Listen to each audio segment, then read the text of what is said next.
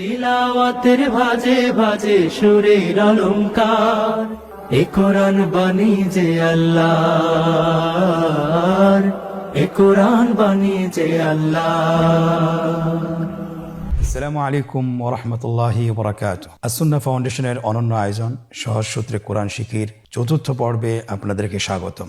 সম্মানিত শিক্ষার্থীবৃন্দ, আলহামদুলিল্লাহ আমরা গত ক্লাসে 19টি হরফ শিখেছিলাম। আজকে আমরা এই হরফগুলো আবার একবার বলবো, আপনারা আমার সাথে বলুন। আলিফ বা তা সা জিম হা খ দাল যাল রা জা সিন শিন صاد ضاد ظ আইন গইন। আলহামদুলিল্লাহ খুব অল্প সময়ে আমরা 19টি হরফ সম্পন্ন করতে পেরেছি আলহামদুলিল্লাহ। আজকে আমরা বাকি হরফগুলো শিখব। বাকি 10টি হরফ আমাদের সামনে রয়েছে, আপনারা স্ক্রিনে লক্ষ্য করুন। 10টি হরফ আমরা দেখতে পাচ্ছি, আপনারা আমার সাথে বলুন। ফা কফ কাফ লাম মিম নুন ওয়াও হা হামজা ইয়া। ফা হরফটি আপনারা স্ক্রিনে দেখতে পাচ্ছেন। ফা হরফটি উচ্চারণের ক্ষেত্রে বারিক হবে এবং এক আলিফ টেনে পড়তে হবে। আপনারা আমার সাথে আবার বলুন। ফা, স্ক্রিনে দেখতে পাচ্ছেন ফায়ের মাখরাজ। ফায়ের মাখরাজ হলো নিচের ঠোঁটের প্যাড সামনের উপরের দুই দাঁতের আগার সঙ্গে লাগিয়ে উচ্চারিত হয়। আপনারা আমার সাথে আবার বলুন। ফা ফা। পরবর্তী হরফ কফ। ফায়ের একটি নোক্তা, কফের দুইটি নোক্তা। আমরা যদি পার্থক্য করতে চাই ফা এবং কফের মধ্যে, কিভাবে বুঝবো? ফায়ের উপর এক নোক্তা এক ফোঁটা এবং কফের উপর দুইটি ফোঁটা। কফ উচ্চারণের ক্ষেত্রে একটু মোটা করে উচ্চারণ করতে হবে। আপনারা আমার সাথে আবার বলুন। কফ। আরেকবার চেষ্টা করুন। কফ। কফ উচ্চারণের ক্ষেত্রে অবশ্যই 3 আলিফ টেনে পড়তে হবে। আবার বলুন কফ। কফের মাখরাজ স্ক্রিনে লক্ষ্য করুন। এখানে আমরা মাখরাজের বা উচ্চারণের স্থান দেখতে পাচ্ছি। কফের মাখরাজ হলো জিহ্বার গোড়া তার বরাবর উপরে তালুর সঙ্গে লাগিয়ে উচ্চারিত হয়। জিহ্বার গোড়া তার বরাবর উপরে তালুর সঙ্গে লাগিয়ে উচ্চারিত হয়। আপনারা উচ্চারণ করুন কফ। আবার বলুন কফ। আলহামদুলিল্লাহ আজকে আমরা 2টি হরফ শিখলাম। তৃতীয় নম্বর হরফটির নাম হলো কাফ। তৃতীয় নম্বর হরফটির নাম কাফ। কাফ উচ্চারণের ক্ষেত্রে অবশ্যই পাতলা করে উচ্চারণ করতে হবে এবং 3 আলিফ টেনে পড়তে হবে। আপনারা আমার সাথে চেষ্টা করুন। কাফ। আবার বলুন কাফ। কাফের মাখরাজ আমরা স্ক্রিনে দেখতে পাচ্ছি। কাফের মাখরাজ হলো জিহ্বার গোড়া থেকে একটু আগে বাড়িয়ে তার বরাবর উপরে তালের সঙ্গে লাগিয়ে উচ্চারিত হয়। তাহলে আমরা কফ যেখান থেকে উচ্চারণ করেছি একটু আগে বাড়িয়ে সেখান থেকে আমরা তার বরাবর উপরে তালের সঙ্গে লাগিয়ে হরফটি উচ্চারণ করব। আপনারা আবার চেষ্টা করুন। কাফ। কাফ হরফটি চেনার ক্ষেত্রে অবশ্যই সহজ উপায় হলো যে কাফের উপরে কোনো নোক্তা নেই, কোনো ফোঁটা নেই। কাফের ভিতরে একটি ইংলিশ হরফ এস যুক্ত রয়েছে, আপনারা দেখতে পাচ্ছেন। পেটের ভিতরে একটি এস আছে, এটা আপনারা দেখলেই বুঝতে পারবেন ইনশাআল্লাহ। পরবর্তী হরফ লাম। লাম হরফটি উচ্চারণের ক্ষেত্রে অবশ্যই বারিক হবে এবং 3 আলিফ টেনে পড়তে হবে। আপনারা আমার সাথে বলুন লাম।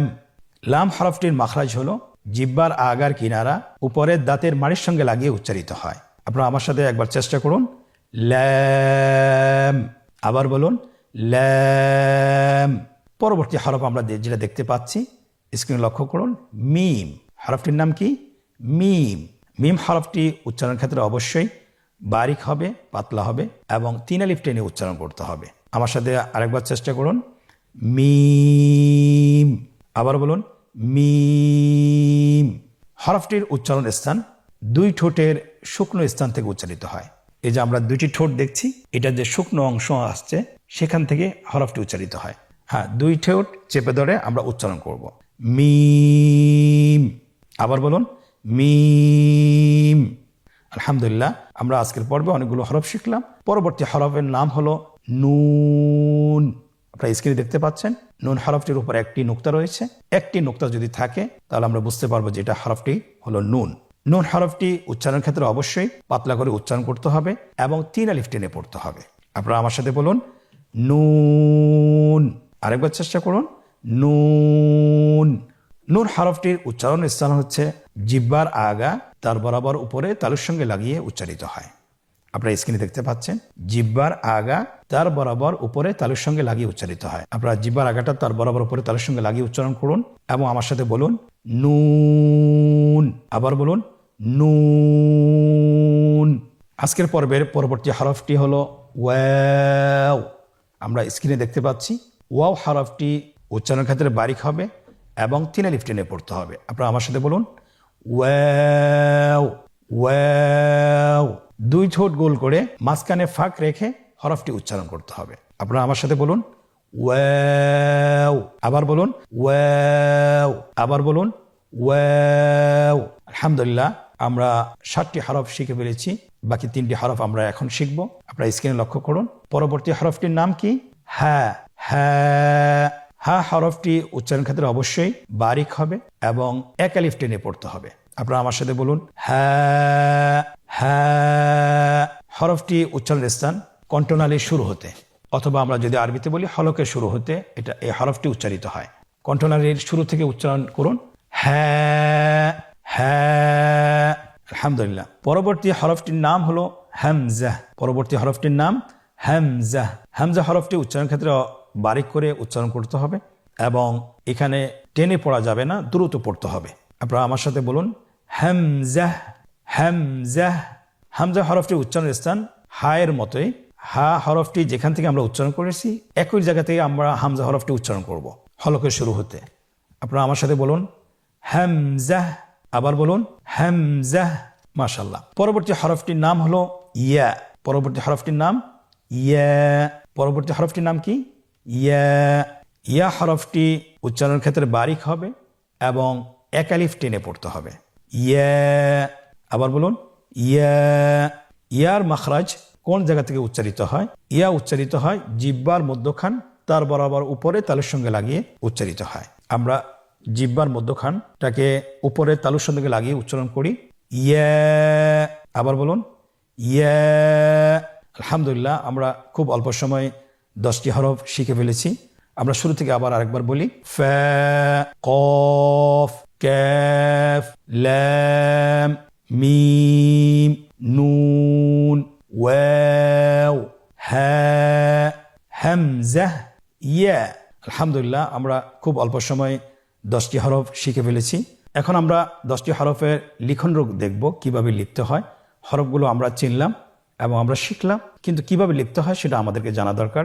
আমরা জানি আরবি হরফ ডান দিক থেকে শুরু করতে হয়, বাম দিকে শেষ করতে হয়। আমরা স্ক্রিনে লক্ষ্য করি, প্রথম হরফটি হলো ফা। আমরা বা হরফটি যেভাবে লিখেছিলাম ফা হরফটি সেভাবে লিখব, শুধুমাত্র একটু পার্থক্য, ডান দিকে মাথাটাকে একটু গোল করে দেব এবং উপরে একটি নোক্তা বসিয়ে দেব। দেখুন স্ক্রিনে ফা হরফটি হয়ে গিয়েছে। পরবর্তী হরফ কফ। কফ হরফটি আমরা গোল করে লিখতে হবে। সিনের সেকেন্ড মাথাটা যেভাবে আমরা লিখেছি সেভাবেই সিনের সেকেন্ড মাথার মতো লিখব, শুধুমাত্র ডান পাশের অংশটিকে আমরা গোল করে দেব এবং উপরে 2টি নোক্তা বসিয়ে দেব, তাহলে হয়ে যাবে কফ। স্ক্রিনে দেখতে পাচ্ছেন কফ হরফটি কিভাবে লেখা হচ্ছে। পরবর্তী হরফ কাফ। কাফ হরফটিও একই রকম ভাবে লেখা হচ্ছে। দেখুন ডান দিক থেকে শুরু করে বাম দিকে শেষ হলো এবং মাঝখানে একটি ইংরেজি হরফ এস এর মতো বসিয়ে দিলে হয়ে যাবে, কাফ হরফটি হয়ে গেল। পরবর্তী হরফটি আমরা স্ক্রিনে লক্ষ্য করি, লাম কিভাবে লিখতে হয় আলিফের মতোই, শুধুমাত্র দ্বিতীয় অংশটি একটু গোল করে উপরের দিকে গিয়ে শেষ করতে হবে। লাম হরফটি হয়ে গেল। পরবর্তী হরফটি হলো মিম। আমরা দেখতে পাচ্ছি মিম হরফটি কিভাবে লিখতে হয়, স্ক্রিন লক্ষ্য করুন। মিম হরফটি লেখা হচ্ছে, খুব সহজেই মিম হরফটি লেখা হয়ে গেল। পরবর্তী হরফ নুন। নুন হরফটি কিভাবে লিখতে হয়, কফ হরফটি যেভাবে লিখেছি সেভাবে লিখতে হবে, শুধুমাত্র কফের গোল অংশটি থাকবে না এবং সেখানে একটি ফোঁটা বসিয়ে দিতে হবে। দেখুন নুন হরফটি হয়ে গেল। আলহামদুলিল্লাহ। পরবর্তী হরফ ওয়াও। ওয়াও আমরা কিভাবে লিখব? আমরা শুরুতে যেভাবে র লিখেছিলাম শুধুমাত্র রয়ের উপরে মাথাটা গোল করে আমরা লিখে ফেলব। ওয়াও হরফটি লেখা হচ্ছে। আলহামদুলিল্লাহ, ওয়াও হরফটি লেখা শেষ হলো। তাহলে আমরা ওয়াও হরফটি এভাবেই লিখব।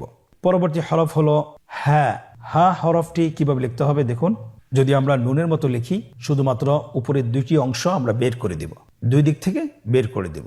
দেখুন হা হরফটি কিভাবে লিখছে, হা হরফটি লেখা হয়েছে। আলহামদুলিল্লাহ। পরবর্তী হরফ হামজা। হামজা হরফটি আমরা কিভাবে লিখব, স্ক্রিন লক্ষ্য করুন। আইনের উপরের যে অংশটি যেভাবে আমরা লিখেছি সেভাবে লিখতে হবে। দেখুন স্ক্রিন লেখা হচ্ছে। আলহামদুলিল্লাহ, স্ক্রিন লেখা হয়েছে, হামজা হরফটি লেখা হয়েছে। আজকের পর্বের শেষ হরফ ইয়া। ইয়া কিভাবে লিখতে হবে, স্ক্রিন লক্ষ্য করুন। হামজা যেভাবে লিখেছি সেভাবেই লিখব, শুধুমাত্র দ্বিতীয় অংশটা আমরা বায়ের মতো লিখব। বায়ের যে দ্বিতীয় অংশটা এবং ইয়ারও দ্বিতীয় অংশটা একই রকম হবে। তাহলে ইয়া হরফটি সুন্দরভাবে হয়ে গেল। আলহামদুলিল্লাহ, আমরা তাহলে আজকের পর্বে 10টি হরফ শিখেছি, পাশাপাশি আমরা লিখন শিখেছি। আলহামদুলিল্লাহ, আমরা বারবার প্র্যাকটিস করার চেষ্টা করব এবং বারবার অনুশীলন করার চেষ্টা করব।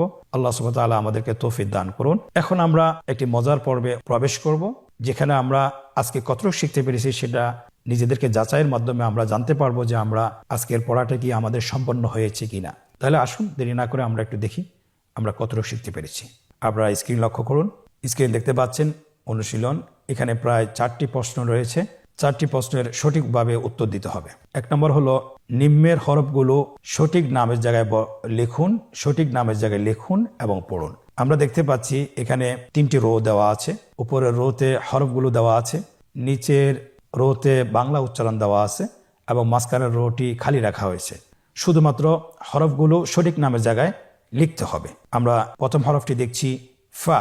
ফা হরফটি তার সঠিক নামের জায়গায় বসানো হয়েছে। পরবর্তী হরফ কাফ, তার সঠিক নামের জায়গায় বসানো হয়েছে। পরবর্তী হরফ ইয়া, তার সঠিক নামের জায়গায় বসানো হয়েছে। এমনিভাবে প্রত্যেকটি হরফ তার সঠিক নামের জায়গায় বসানো হচ্ছে।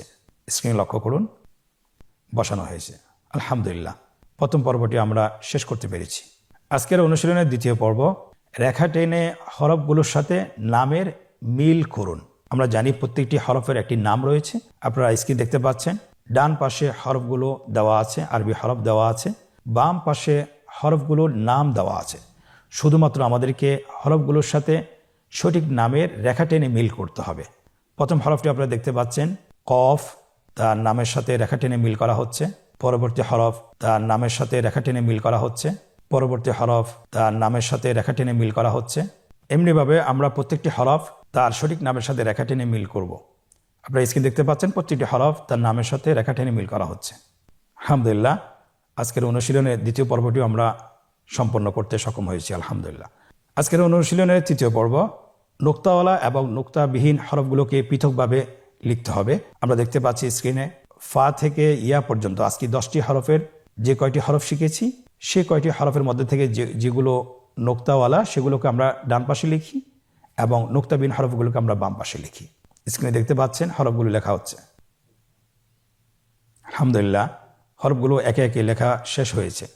আজকের অনুশীলনের চতুর্থ পর্ব, নোক্তা দিয়ে হরফ তৈরি করুন। নোক্তা দিয়ে হরফ তৈরি করুন। আমরা এখানে দেখতে পাচ্ছি যে এখানে 2টি রো দেওয়া আছে, উপরে হরফগুলোর নাম দেওয়া আছে, নিচে শুধুমাত্র আকৃতি দেওয়া আছে। কিন্তু আকৃতিতে সম্পূর্ণরূপে আমরা হরফগুলো বুঝতে পারতেছি না যে হরফগুলোর নাম কি। উচ্চারণ দেখে, হরফের নাম দেখে আমরা এখানে ফোঁটা বসাবো, নোক্তা বসাবো, হয় উপরে না হয় নিচে। নাম অনুসারে যদি আমরা নোক্তা বসাতে পারি তাহলে হরফ তৈরি হয়ে যাবে। আপনারা স্ক্রিনে দেখতে পাচ্ছেন প্রথম হরফটি আমাদের কাছে চাওয়া হয়েছে কফ। কফের আকৃতি দেওয়া আছে, তাহলে কফ কিভাবে লিখবো? শুধুমাত্র উপরে 2টা নোক্তা বসিয়ে দিলে কফ হয়ে যাবে। পরবর্তী হরফগুলো আপনারা নাম দেখে নোক্তা বসিয়ে দিন। আলহামদুলিল্লাহ, প্রত্যেকটি হরফ তৈরি করা হয়েছে। তাহলে আমরা আজকের পর্ব আমরা সম্পন্ন করেছি। আমরা আপনাদেরকে বলবো যে আমরা অবশ্যই এই পর্বটি বাসায় কমপক্ষে 10 থেকে 20 মিনিট অনুশীলন করার চেষ্টা করব। যদি আমরা বারবার অনুশীলন করি তাহলে আমরা আত্মস্থ করতে পারবো এবং হরফগুলো চিনতে আমাদের কোনো সমস্যা হবে না। আজকের পর্ব থেকে এখানেই বিদায় নিচ্ছি। পরবর্তী পর্বে আবারও দেখা হচ্ছে। জাযাকুমুল্লাহ খায়র। আসসালামু আলাইকুম ওয়া রাহমাতুল্লাহি ওয়া বারাকাতুহু। আস-সুন্নাহ ফাউন্ডেশন, উম্মার স্বার্থে সুন্নাহর সাথে।